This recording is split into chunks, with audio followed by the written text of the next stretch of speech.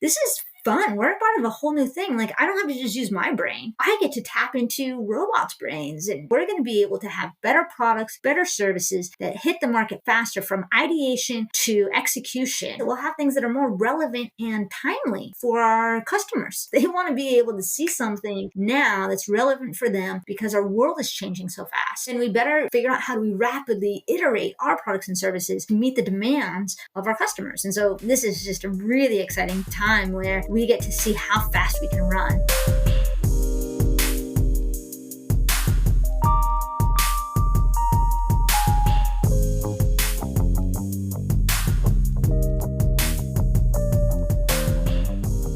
I'm Boaz, founder and CEO of Simply Augmented, and I'm excited that you're tuning in to Shift, a show that explores what it takes to thrive and adapt to the changing workplace in the digital age. In today's episode, I'm thrilled to have Elizabeth Scallon as our guest. Elizabeth has a wealth of experience incubating startups in the Seattle community as the founder of Find Ventures and as faculty at the University of Washington Foster School of Business. She also shares her experience working for large enterprises like WeWork, Amazon, and HP. During our conversation with Elizabeth, we dive deep into her background and experience in the startup world. She shares insights on what it takes to incubate successful startups and how to navigate the challenges that come with it. Elizabeth's extensive experience in large enterprises like WeWork, Amazon, and HP also provide a unique perspective on how to be innovative in large companies. If you're an entrepreneur or someone interested in the future of work and innovation, you won't want to miss this episode. It's an honor to have her on the podcast, and we can't wait to learn more from her expertise. Let's get to it.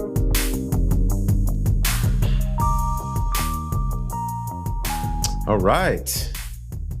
Elizabeth, thank you so much for being on the show. I'm so excited to talk to you today. And what's amazing is that when we first met, I think we first met at Commotion at the University of Washington when I first started Simply Augmented.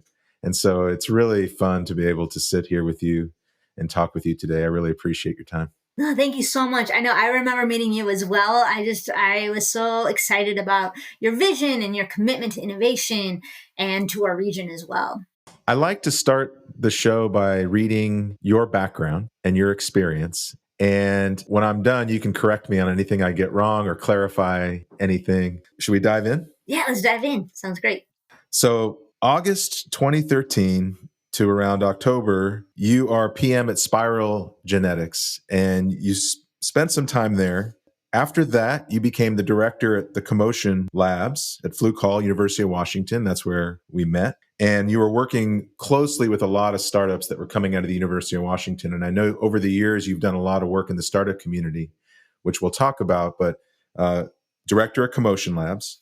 And then from there, head of WeWork Labs, Seattle, at a really, really interesting time for WeWork, which I'd like to get into. Then to Amazon, full-time at Amazon, and from Amazon to HP. Now, in between then, you founded Find Ventures and are a co-founder at Find Ventures. So tell me, did I miss anything along the way?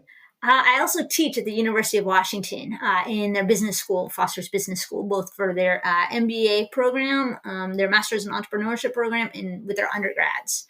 Awesome. Tell me a little bit about some of the work that you've done over the years. What was your first real job where you actually got paid? Yeah.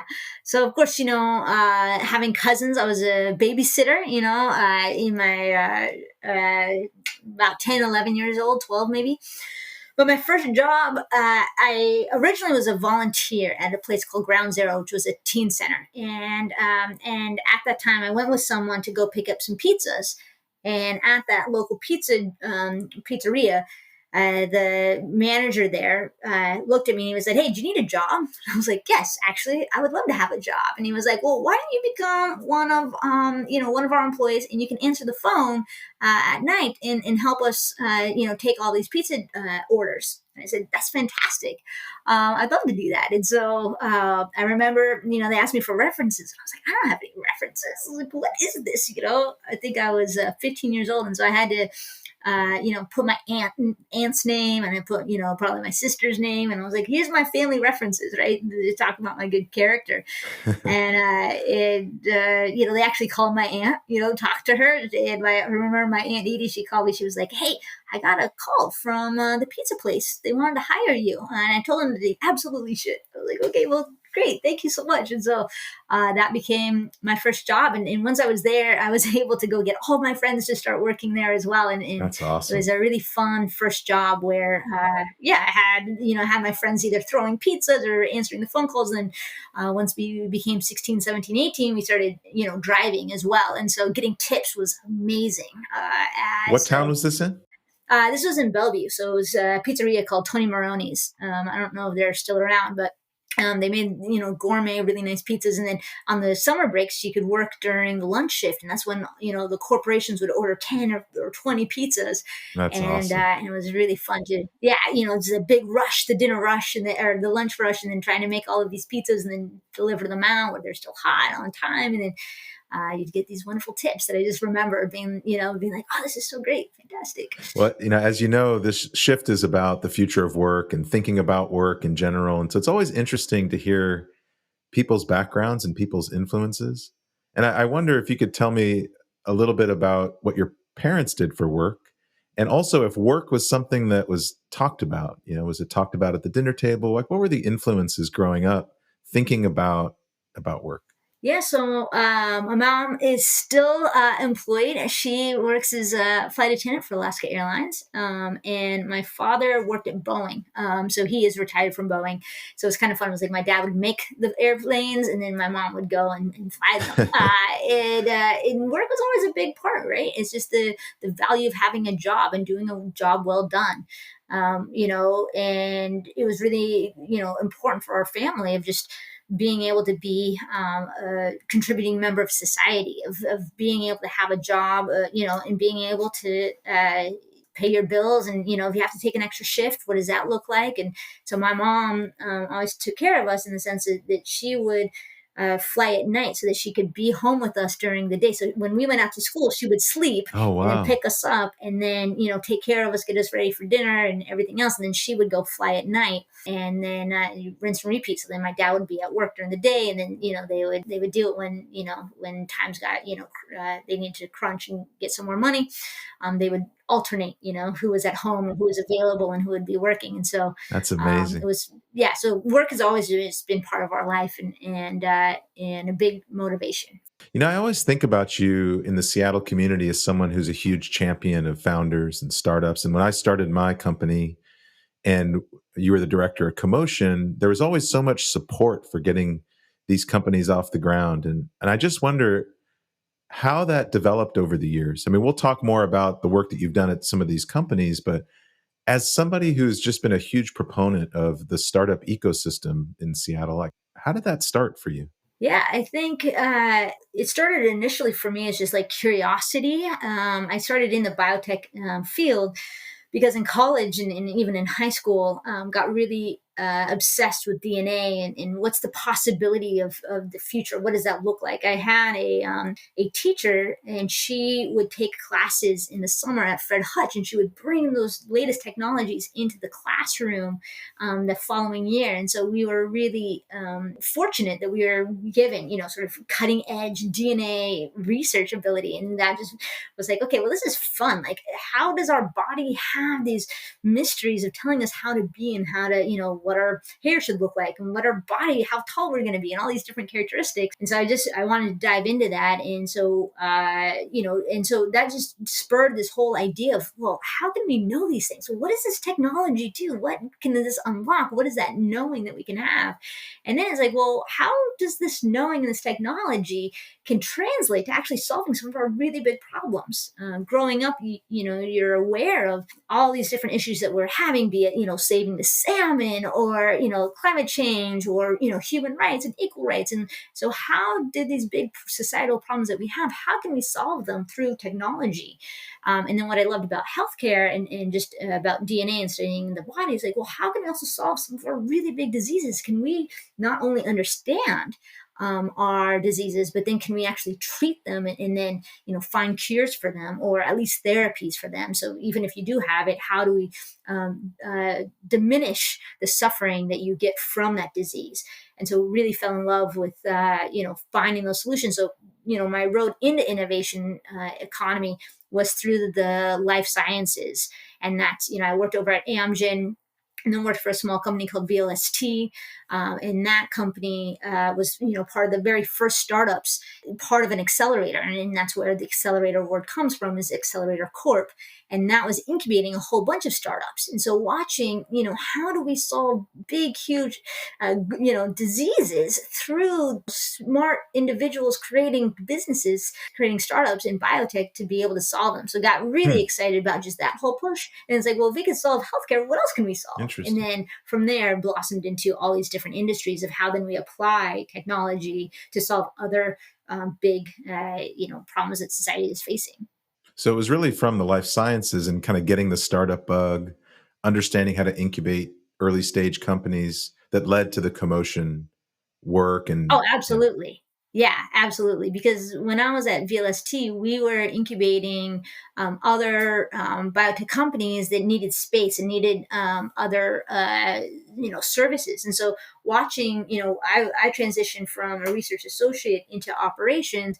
And because I really fell in love with the business side of like, okay, hey, I can do these remote tasks over and over again, but I don't feel like I'm really fulfilling my own destiny by sitting at the bench doing these tasks. Because again, I didn't have a PhD. And so you're sort of limited in career without having that PhD understanding and knowledge about a certain, physiological space. And so I went over to the business world and just fell in love with like, how do we help all these other companies and how do we together solve all these problems? Because if we're all successful, we all win, right? We get cures for autoimmune diseases, we get cures for cancer, we get, so it's like, of course, we all want to win. This isn't a competition between startups. This is hey, if we all do great, humanity benefits. And so that mentality is just sort of stuck with me when you're thinking about supporting startups, because we don't need one to succeed. We actually need all of them to succeed, if, assuming and basing that on that they're solving important and urgent problems that society is begging to be solved. When you got that job at WeWork, and I think it's interesting to talk about that today. I was looking forward to this conversation because I wanted to get your take on co-working and also physical space for startups to operate and all the good things about having that space. When you had the WeWork facility in Seattle, I remember just how much serendipity, how many different startups were there together. There was actually some VCs that were in that space at the same time. Can you talk a little bit about that, and also how the pandemic has changed the way that startups get together in the workplace to be creative and be innovative? Yeah, I mean, I love the cohabitation of just smart people who are dedicated to solving problems, right? And so startups all have their own problems that they're solving, and so you don't actually get that competition or that stealing of IP. It just doesn't happen. I haven't seen it at all in any of my career. It's really about how do you get people that are just doing things that are impossible, that have not been solved yet, together, and that energy where it's like, hey, you're kind of a renegade, I'm kind of a renegade, we're trying to do these things, that's awesome. Here, like, hey, I found out this like cool trick about doing this thing, hey, do you want to learn about it? Yes, I do. Like, it's like that shared knowledge. Because business, there's some fundamentals that everyone needs to do: accounting, raising money, finding customers, leadership and teams. And so with all these different things, you're actually able to share best lessons learned. And also, most importantly, when you're having a community like that, you also have ability to share the hard moments with someone. Like, hey, I just need a hug. I just got really beaten up by the market, or got beaten up by something happened with my product. I need someone just to talk to, and to know that I'm not alone, right? And so that loneliness that founders identify with gets is just diminished with that community. And so I think the serendipity of spaces for startups to work out of, be surrounded in those ecosystems physically, helps to create confidence, helps to share resources, helps to progress startups to, I believe, even run faster, right? Because sometimes you can get stuck in your own mind of like, well, what do I really think about this? And when you have to articulate to someone, when someone just randomly asks you about it, sometimes that can trigger new thoughts in yourself, right? And so there's so many great things about the serendipity. I personally miss it a lot, of just having that founder community, of engaging with it. and having that ecosystem. They don't make a lot of money, So, I remember eventually at WeWork, I actually took over the entire West Coast and even Latin America markets. And what was interesting is that the needs are basically always the same with the entrepreneurs. They need the community, but they don't have a lot of funding to be able to pay for the physical space up front. And so the economics, Yeah. you have to have, other tenants, other business revenue coming in to make it all, worthwhile, or you have to have very cheap leases, right? Yeah. Where, you don't have that big burden. And that's a really hard model to have where, especially right now, you're not seeing a lot of these communities because they have to be very intentional. They have to be, cost effective, and you have to have some sort of galvanizing reason to be actually physically there in the office. And so right now we're seeing these like haphazard events showing up here and there where people are gathering, but it's not the same day in and day out where you're having that flood of people come in and go through.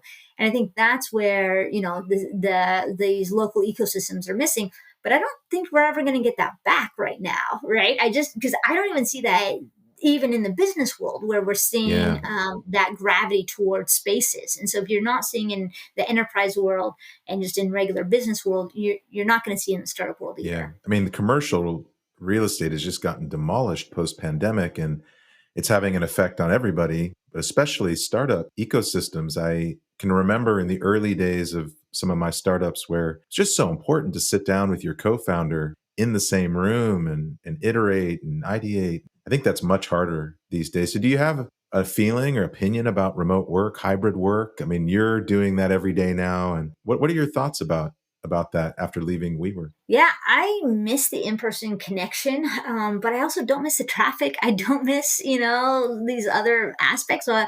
My preference is that we would have more in-person gatherings that are intentional, where we, have face-to-face meetings that are about workshopping or about brainstorming or bringing people together for a certain purpose. And actively work together, right? So not just the celebrations, but what is the problems that we're actually actively trying to do together, I think is important to be physically in person.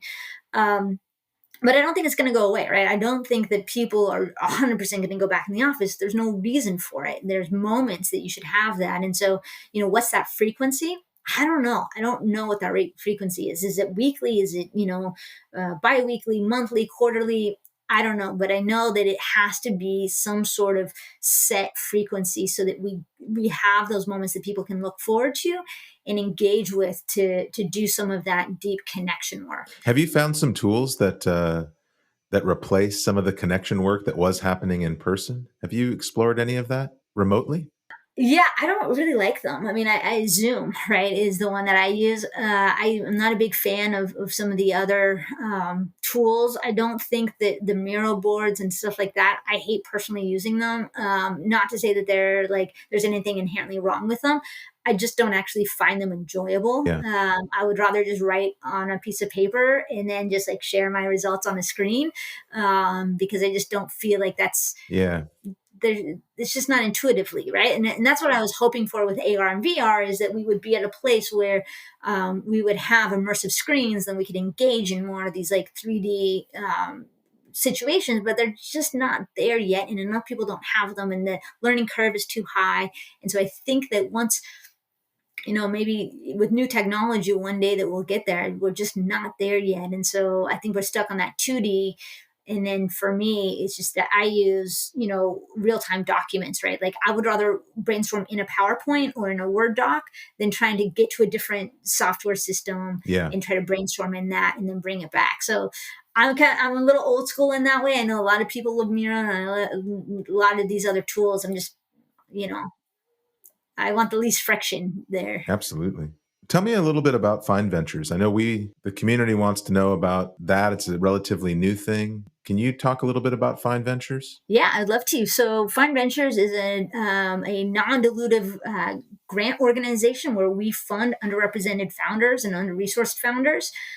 So, people who don't have that friends and family around to provide that seed funding, that pre-seed funding. we provide them large grants, over $50,000, where then they can, in this milestone-based tranche payments. So our founders write out a proposal of what they would be doing with the money. We review it and make sure that it makes business sense, see if there's other mentors or other people that we can help as they're thinking through that, and then allocate that funding. Then they, write a progress report on what happened, and then they, ask for another tranche of funding up until, the limit.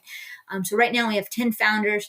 We're wrapping up this cohort. We're actively seeking new donors. So our donors do not have equity in these companies. Our Find Ventures is a 501c3. So what it is a promissory note from the founders who get this funding that if they make it big, and however they define that they, we ask them to then donate and make it, pay it forward. That's cool. Now, because we didn't want to, ruin their chances of fundraising later, we did put in clauses there that, they have to meet with me. So they don't necessarily have to pay it forward, but they have to meet with me, and that I'm allowed to shame them if they make it big and they don't pay it forward. So that's their punishment if they don't do it. But of course, all of the people who are part of this program want to pay it forward because they've already said how transformational it is, how many new customers they've gotten, how much they've been able to develop their program. Because a lot of grant programs are like $5,000, little dollar amounts that actually cannot change, move the needle. And so we wanted to really move the needle to prove that once these founders got funding, they would be able to showcase to,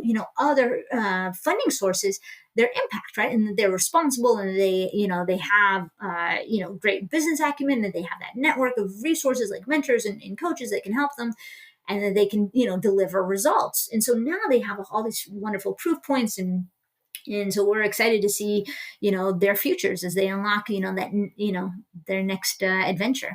I think it's interesting to think about Find Ventures in the context of mentorship, because really, it's a combination of funding and mentorship. And one of the things that I hear about work that's happening now post-pandemic, and also the future of work, is that there are real challenges with new workers and mentors that are, when you're not going into the office every day, it's hard to find those mentors that can really help you through your career. And that's the feedback that I'm hearing a lot from young people. So it's really great to be able to have a program like this where you're getting advice and you're getting some money without dilution. That's pretty amazing. Yeah, it's really neat. I mean, what we're seeing too is that, you can't have mentorship without funding, because then you can't put any of it into practice. But also just money without any other context isn't going to be helpful either, right? And so how do you create advisors and help that is beneficial for startups? And so again, you have to have both. And then where it's, they're able to still own their company, still have that equity. A lot of programs, in my mind, are predatory, where they take high equity exchange for the amount of capital that they're getting. It's not worth it. And so how do we make sure that, when we're serving a population that is being underserved by the regular capital markets, these are folks that get less than 3% of all capital, then, we don't need to be predatory. And so let's take away our needs, right? As the organization and as funders, let's go ahead and make sure that we do right by these startups by believing in what we actually want to do. And that is creating more solutions to our global problems and allowing more people to have a voice of what those solutions should be. And so again, we see this as an opportunity to voice and to see new product lines that otherwise would not ever make it to a market, because there is no funders up at that stage when you don't have friends and family to fill out your rounds. What are you hearing you've been an advisor to so many early stage companies. What are the typical things that you hear, and what advice do you have for young founders that are just getting their business started? My number one is don't quit your day job. Funding is really hard. And I think what I'm finding a lot is that people think that they have to go all in at the very beginning when they haven't tested their product. They haven't done all their customer interviews. They don't know what they're trying to build. And so doing that up front, where you have your day job, you have that security, that financial security, and then being able to also make time and to build your startup, you can do both. And I do not recommend people go all in, go broke, have no place to live, nothing, I don't believe in that. I don't think that that's a great way for society society to operate and have business owners. I believe that, if people are at a situation where they have enough runway to be able to do that, fantastic. That's awesome. More power to you. But a lot of founders I know, they don't. And so at that very early stage, when you don't have product market fit and you don't have customers yet, what can you build part-time? What does that look like if you can't give a full 40 hours during the 9 to 5? What does that look like? And is there other jobs that you can take and get other revenue sources in so that you can sustain yourself as you're building?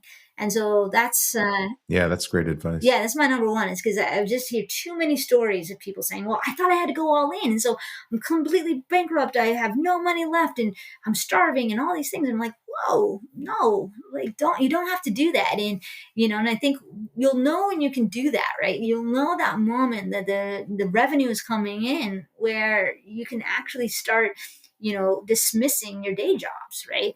But always keep your day job until that moment of when you've found a right formula for business.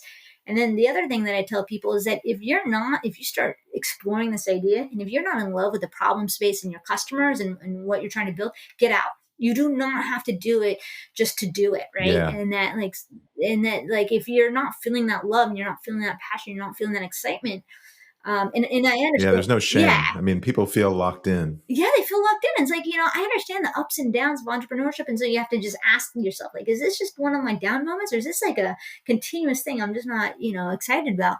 Walk away, right? And so, and there's no shame in that whatsoever if you realize that this isn't your business. Again, I think there's amazing talent, and I think that there's huge problems that need to be solved. Let's just take this amazing talent and focus it on real problem spaces. Let's shift gears a little bit, because at Amazon and at HP, you've been involved in incubation labs. So, similar to what you've done at Commotion and at WeWork, but I want to hear about those experiences and what that's been like for you. Yeah. I think when you're talking about corporate incubation, what's fun is that you get to look inside of these enterprises and see where their talent is and how do you help empower them. So a lot of the same principles are at play, customer discovery, making sure that you have customer validation, what is those minimal viable experiments you need to do? What's the minimal viable product you need to make? What are the things that are going to delight and excite? What are the things that, what are those roadblocks in that experience, the customer experience that, you need to improve on? So a lot of these concepts apply regardless if you're in a corporate environment or startup environment. They're just sort of universal truths. And what I like about enterprise is that, again, really great people, big audacious goals, right, that they want to solve. And so it's just fun to figure out, how do we empower and unlock their ability? And so instead of trying to pitch to an investor, okay, they're pitching internally. What does that look like? How can we improve that process so that it is, that it just runs more smoothly, and that we set expectations correctly up front, and that we, and everyone gets really excited about what we're building, right? And also, how do we verify that these should actually be businesses? Or is it one of those things that, hey, great idea, but after we started doing some of the validation, realized that it's not a great business for us. And so how do we also make those hard choices on having a criteria that really helps, determine if these projects and ideas move forward, while also respecting the individuals who've been exploring these, so that we give them other opportunities inside the organization as well, so that we keep great talent. But we also understand, where the incubations should progress and which ones should not. I love that approach. I think I've told you before that as an architect, we would go through a lot of design thinking and prototyping of different scenarios, always with the idea of stopping if it wasn't working and doubling down if it was. And I'm a huge proponent, when I build software, doing the same thing and creating that kind of prototyping. So it's cool to hear that you guys are doing that even at large enterprises. Yeah. And do you find it hard to close and to stop doing things that you've been emotionally invested in? Always. It's hard. It really, really is hard. I think the two hardest things, and the advice that I give founders and startups that I advise is focus and speed. It's really, really hard to focus when you're excited about an idea that you think can apply to the world. And it's easy to get stuck and continue working on something for too long when it's always better just to iterate fast.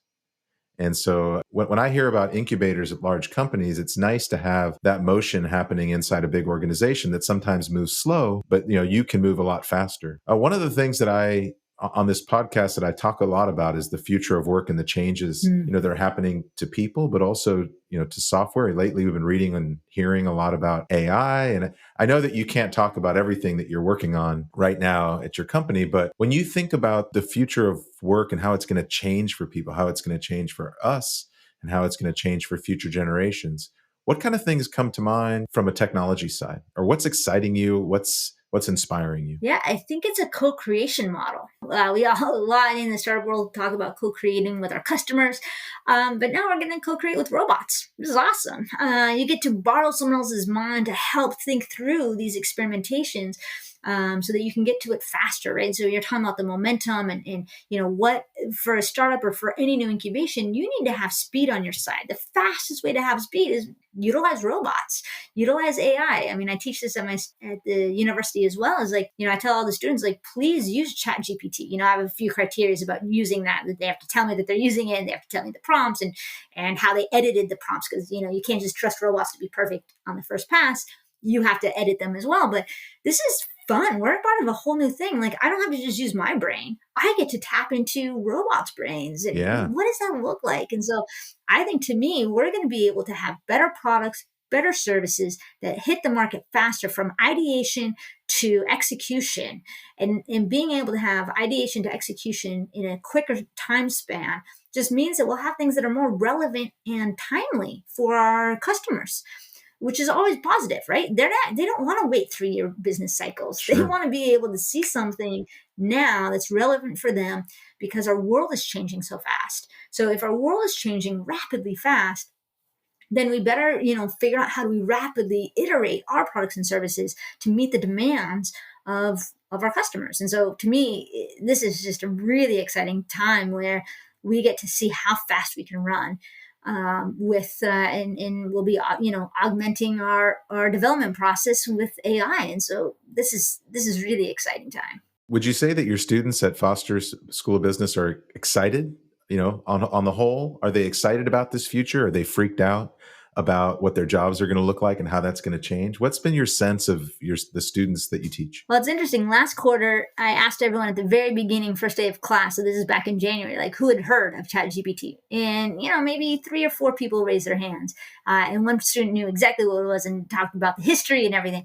I asked it again at the beginning of this spring quarter, and everyone's hand went up. Oh, and what I'm thinking, what's really fun now is that I'm even seeing these students wanting to create companies based on generative AI. It was sort of an initial thought in January, and now it's like, okay, how do we create companies off of this? So, everyone's excited. They're like, hold on, you'll actually let us use this in class? Like, we can utilize it for our homework, and we can build companies around it? I was like, yes, of course, please. Like, this is, we're excited for this future. I'm excited for this future. And so the students I see are very receptive. They're not scared. Yeah. But again, I teach entrepreneurial students, MBA students, of people who are excited about the future of business. And I think that they see this as a component of business, and their future success as well. What is the program at the University of Washington? If people are interested in doing that program, how do they get in touch with you, or how do they apply? What is the name of the program? Yeah, so the program that I sit under is called the Masters of Science in Entrepreneurship. So definitely go look that up. But I'm also part of the MBA curriculum as well. And so you can also sign up. Foster School of Business has multiple different MBAs. You can take an evening MBA, an executive MBA, full-time MBA. And so I teach an elective in that course on influence and pitching. And so you can sign up for my course there. Or if you're an undergrad, you can take an intro to startups and entrepreneurship. Nice. Intro to startups. Yeah. Oh, that's cool. Yeah, which is kind of fun. Yeah. And how about Find Ventures? If people listening are like, wow, Find Ventures, I want to apply to that. How do we get in touch with you on that? Yeah, findventures.org. So FINDVENTURES.org. Come to our website and sign up for our newsletter. And can people reach out personally to you on Twitter? How do you like, or email? Like, how do you Yeah, prefer? LinkedIn and Twitter are my two professional ones. I keep family photos and friends on my Instagram, so I do not accept ones there. But yes, please sign up on, connect with me on LinkedIn and Twitter. I'd love to hear what you're working on and, what you're excited about technology wise. So I like to finish up the podcast with a question for you. So if you were going to describe the future of work as you see it in 2 words or less, how would you describe it? Big opportunity. I love it. I love it. Well, I can't tell you how nice it's been to chat with you today. Like I said, full circle when I started Simply Augmented, and you were the director of Commotion. It was such a great place to start working and be supported in that way. And so it's great to have you on. I love what you're doing. And I just really appreciate the energy that you bring to the startup ecosystem. Well, thank you so much for having me. This has been great. I love connecting in with you again and just hearing about what you're doing. And I love this podcast. So glad that you're doing it. Thank you so much for having me.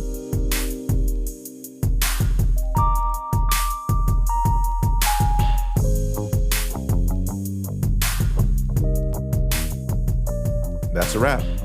If you want to learn more about Elizabeth and her work, you can find her on LinkedIn and Twitter, and also at findventures.org. We highly recommend connecting with her and keeping up with her latest projects. I continue to be amazed by the guests we've had on the show, and I'm excited about the ones joining in the near future. I truly appreciate you spending time with us. Thank you for listening to this episode. Don't forget to follow us for more exciting interviews about the future of the workplace. Thanks for tuning in.